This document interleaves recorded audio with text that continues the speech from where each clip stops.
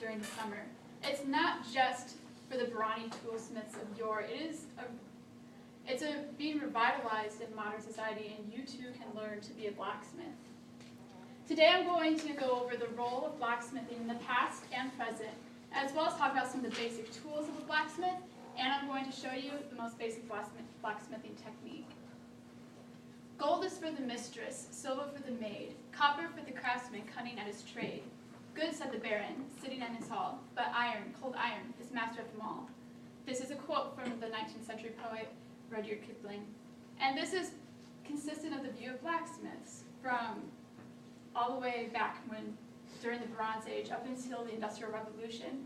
Simon Grant Jones, an accomplished blacksmith himself and author of the book about the blacksmith, said, "The blacksmith was at the heart of every country village and was very often thought of as a magician, due mostly to his mastery of ironworking and the ability to understand the metallurgy of the iron that he used."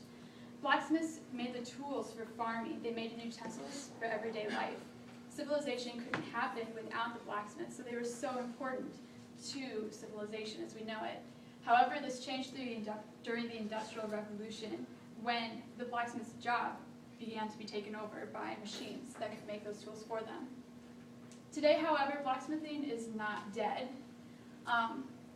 As Lancaster Online's Kimberly Marcellus wrote in her article, Home Trend, iron shows its strength. On the everything old is new again front, iron is having one of many moments in centuries-long history. The traditionally hand-worked metal has made a roaring comeback, says Amos Glick, president of Gap-based Compass Ironworks. Today, whereas blacksmiths before made a lot of tools and weaponry, blacksmiths do historical reproduction work. They also do a lot of decorative iron work for architects and homes. And they also use metal to make art. The New York Times published an article by Michael Pollock called "A Resurgence of Blacksmithing," in which he talked about this growing interest in blacksmithing among young and old people in the modern world. And this resurgence in blacksmithing has led to a swell of information on the topic.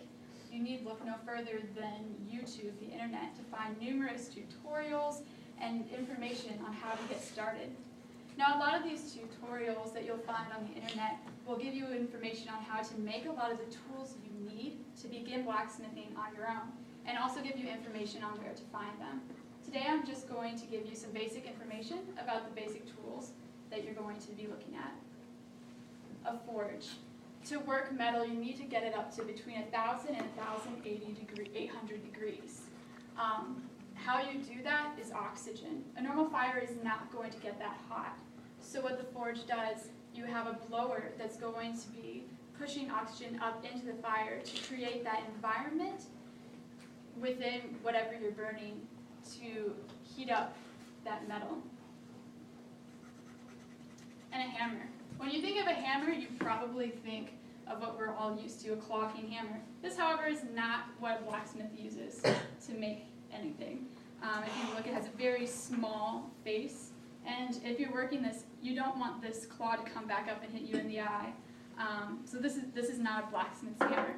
What you're going to be looking at is a double-headed forging hammer, something with a large forging face, a ball-peen hammer or a cross-peen hammer, which all have their uses in blacksmithing, as well as there are many more specialty hammers too. These are the basic ones, though, for beginner blacksmith.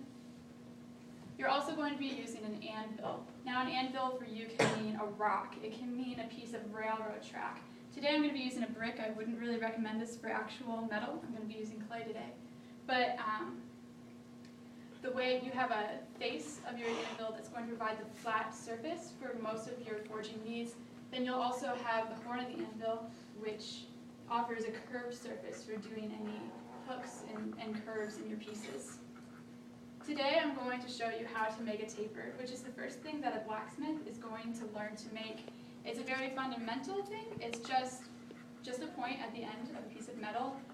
You'd use this in a lot of decorative work. It accents pieces very well. You'd also use this if you're making different things, hammerheads, there's a lot of different practical applications for this as well.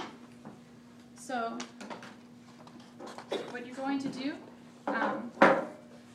The first thing when you're metalworking, you're going to prepare yourself. You're going to square up to your anvil. You're going to stand with your feet shoulder width apart.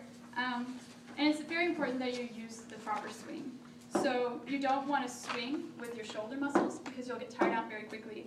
You just want to use your biceps and your triceps, nice and hard and flat.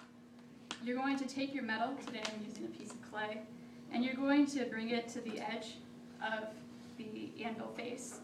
For every action, there is an equal and opposite reaction. So you think of it as your hammer is your action, and the anvil is the reaction. Whatever force you put down into the anvil, it's going to push back up.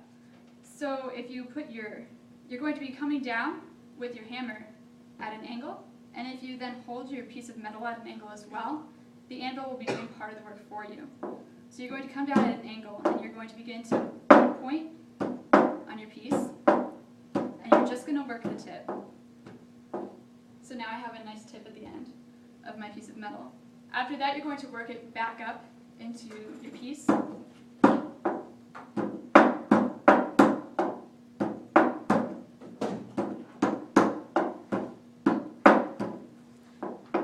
This is a little bit lumpy, but as you see, I've drawn this out into the rest of the piece, so I have a nice drawn out taper.